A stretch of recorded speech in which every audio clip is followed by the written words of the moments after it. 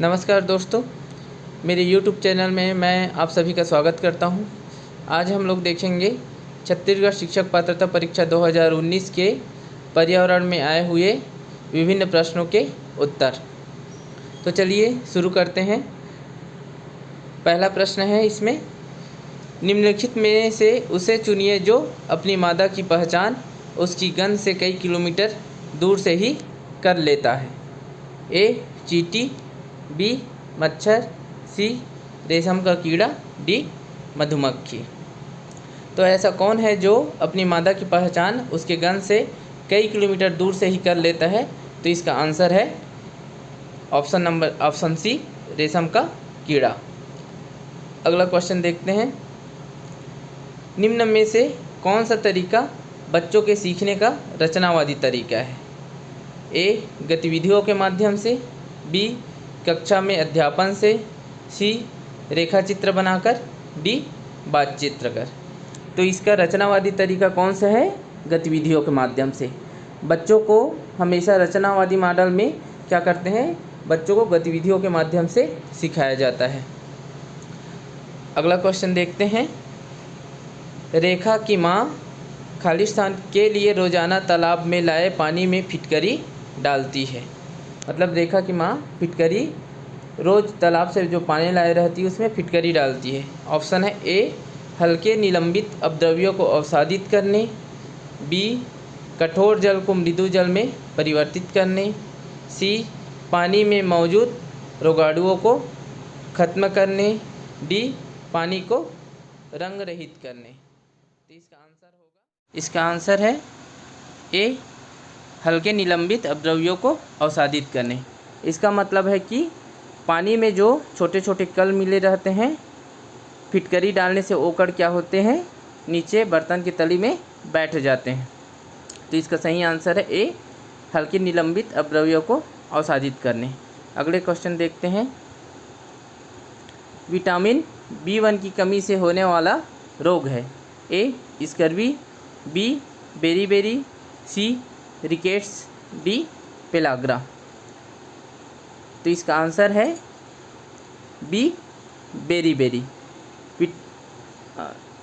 Scurvy रोग vitamin C की कमी से होता है, जबकि रिकेट्स विटामिन डी की कमी से होता है, और पेलाग्रा विटामिन B5 की कमी से होता है। तो इसका सही आंसर है बी बेरीबेरी।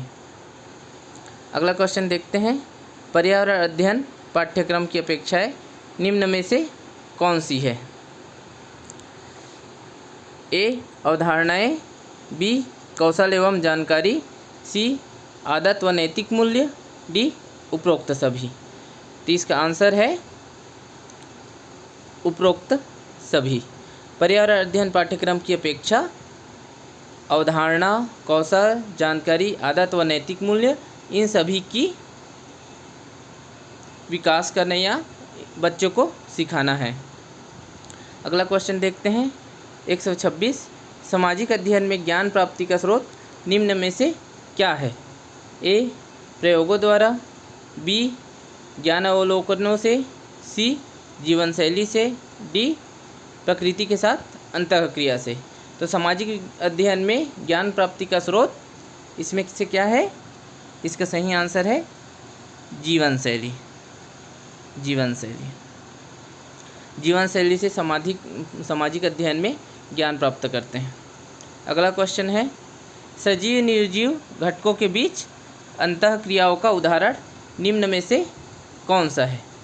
ए आहार श्रृंखला, बी खाद्य जाल, सी शिकार की क्रिया, डी जल चक्र। अब देखिए, इसमें सजीव और निर्जीव दोनों घटकों के बीच अंतःक्रिया बोला है, तो इसका सही आंसर हो जाएगा जल चक्र।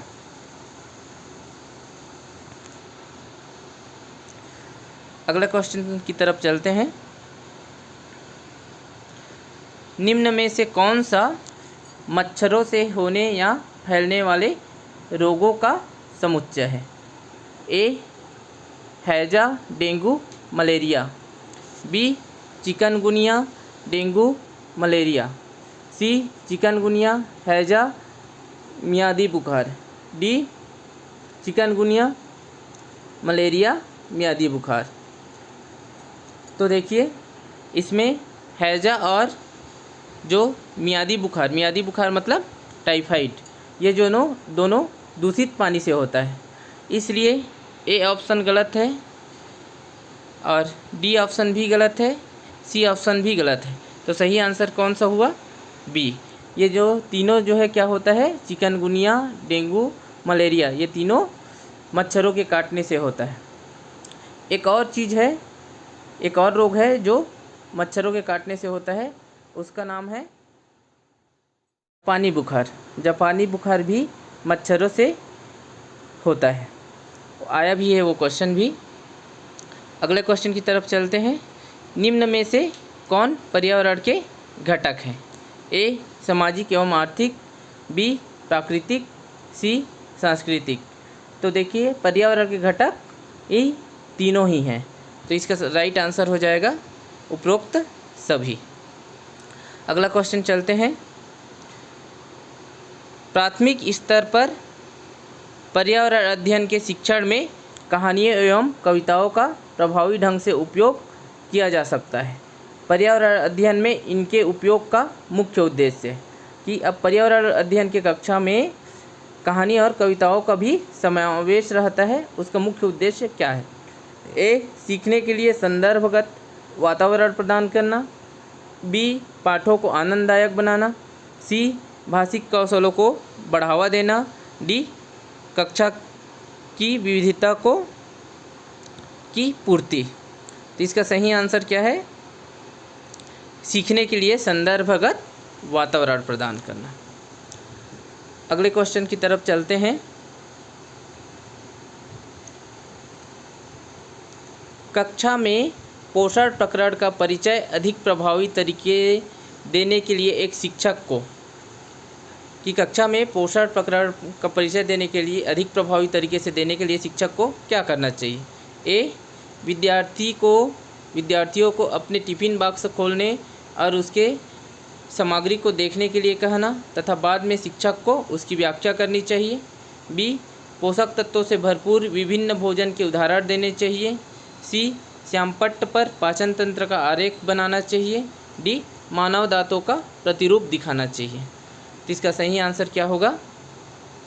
पोषक तत्वों से भरपूर विभिन्न भोजन के उदाहरण देना चाहिए। अगला क्वेश्चन है। एक तालाब में कीड़े एवं छोटी मछलियाँ होती है। ए प्राथमिक सूक्ष्म उपभोक्ता, बी द्वितीयक उपभोक्ता, सी तृतीयक उपभोक्ता, डी उपरोक्त सभी। तो एक तालाब में जो छोटे कीड़े एवं छोटी मछलियाँ होती है वो द्वितीयक उपभोक्ता है, क्योंकि कीड़े भी और छोटे कीड़ों को खाते हैं, उसी प्रकार मछलियाँ कीड़े को भी खाते हैं, तो ये जो है क्या होगा? द्वितीयक उपभोक्ता होंगे। अगला क्वेश्चन है। ज्ञान निर्माण के संदर्भ में कौन सा कथन गलत है? ए अनुभव की आवश्यकता का ना होना, बी अवधारणा बनना, सी अन्वेषण की विधियों की आवश्यकता, डी सत्यापन प्रक्रियाओं की आवश्यकता। तो देखिए ज्ञान निर्माण में अवधारणा बनना, अन्वेषण की विधियों की आवश्यकता और सत्यापन प्रक्रियाओं की आवश्यकता, ये तीनों की आवश्यकता होती है।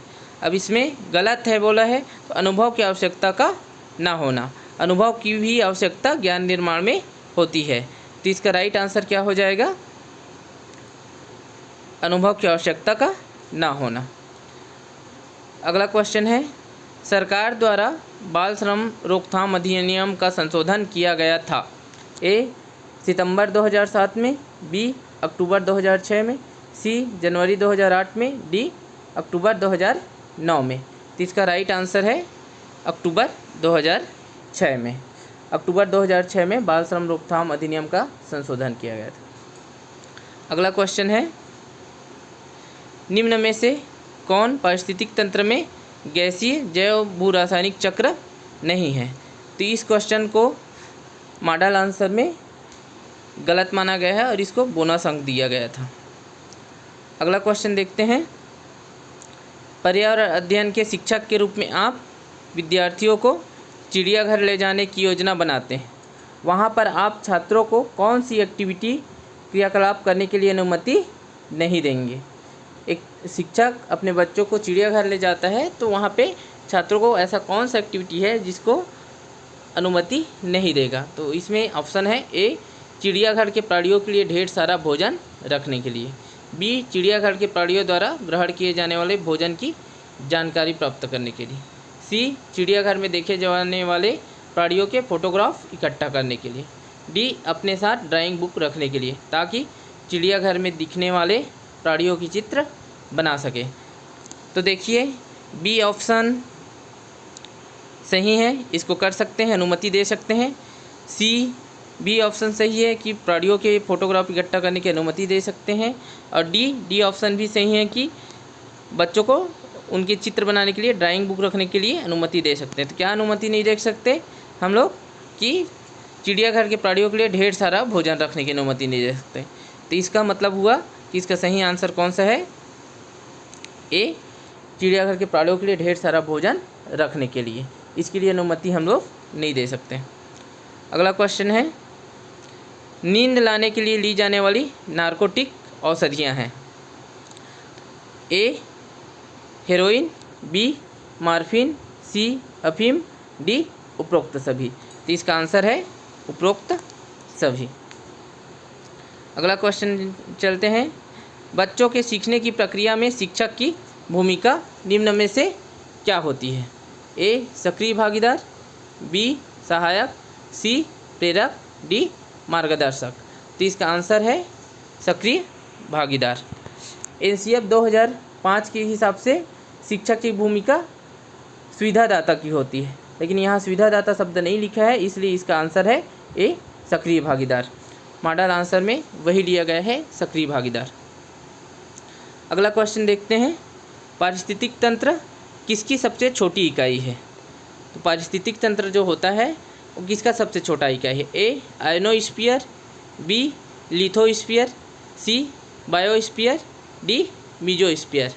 तो पारिस्थितिक तंत्र बायोस्फीयर की सबसे छोटी इकाई है। बायोस्फीयर को जो हिंदी में बोलते हैं जियोम। अगला क्वेश्चन है, निम्न में से कौन सा कौशल सर्वथा भिन्न है। ए, साइकिल चलाना, बी, तैरना, सी, भाषा सीखना, डी, बच्चों का चलना सीखना। तो इसमें देखिए कि साइकिल चलाना, तैरना और बच्चों का चलना सीखना, ये तीनों गत्यात्मक कौशल है, जबकि भाषा गत्यात्मक कौशल नहीं है। तो इसका राइट आंसर हो जाएगा भाषा सीखना। अगला क्वेश्चन देखते हैं, निम्न में से किस विधि से छात्रों को जानकारी पेश करने के लिए प्रोत्साहित किया जा सकता है। ए, चित्र बनाकर, बी, तालिकाएँ बनाकर, सी, प्रक्रियाओं के प्रवाह रेखा चित्र बनाकर, डी, उपरोक्त सभी। तो देखिए छात्रों को जानकारी पेश करने के लिए प्रोत्साहित किया जा सकता है इन तीनों विधियों से, मतलब इसका आंसर क्या हो जाएगा, उपरोक्त सभी हो जाएगा। अगला क्वेश्चन देखते हैं, 142, निम्न में से कौन रचनावादी ढंग से सीखने की प्रक्रिया का भाग नहीं है। रचनावादी ढंग से सीखने की प्रक्रिया का भाग नहीं है। ए, कार्य करने में ज़्यादा जानकार व्यक्ति से मदद नहीं मिलती है, बी, कार्य करने में खुद की मदद, सी, कार्य सहज हो जाता है, डी, प्रक्रिया का उपयोग बार बार किया जाता है। तो देखिए इसमें क्या लिखा है कि रचनावादी ढंग से सीखने की प्रक्रिया का भाग नहीं है। तो देखिए कार्य करने में खुद की मदद, ये रचनावादी प्रक्रिया में किया जाता है। कार्य सहज हो जाता है, ये भी रचनावादी सीखने की प्रक्रिया का एक भाग है। प्रक्रिया का उपयोग बार बार किया जाता है, ये भी रचनावादी ढंग से सीखने की प्रक्रिया का भाग है।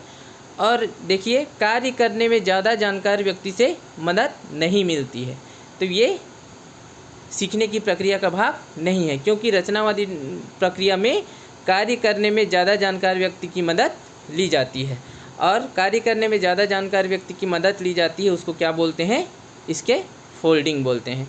तो ये जो है इसमें नहीं लिख दिया है, इसलिए ये राइट आंसर क्या होगा, कार्य करने में ज़्यादा जानकार व्यक्ति से मदद नहीं मिलती, ये रचनावादी ढंग से सीखने की प्रक्रिया का भाग नहीं है।